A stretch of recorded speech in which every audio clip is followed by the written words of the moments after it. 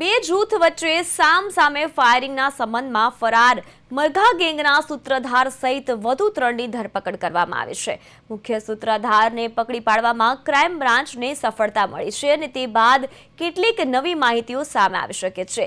મરઘા ગેંગના ફરાર 5 સાગરીતોને પકડવા રાજકોટ પોલીસ ટીમ એક્શન મોડમાં છે।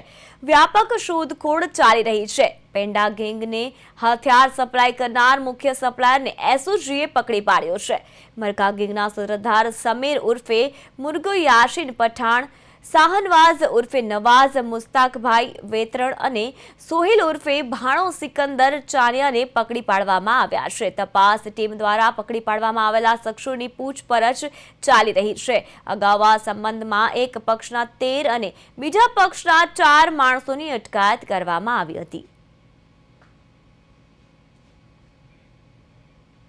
સુરેન્દ્રનગર જિલ્લાના થાનગઢ પોલીસ સ્ટેશન વિસ્તારની અંદર તારીખ 4 ઓક્ટોબર 2025ના રોજ એક અકસ્માત મોતનો ગુનો દાખલ કરવામાં આવેલો હતો। તેમાં દિનેશભાઈ આલાભાઈ સોલંકી નામના એક વ્યક્તિનું મૃત શરીર થાનગઢ પોલીસ સ્ટેશન વિસ્તારમાં આવેલા એક સ્મશાન ખાતે મળેલું હતું।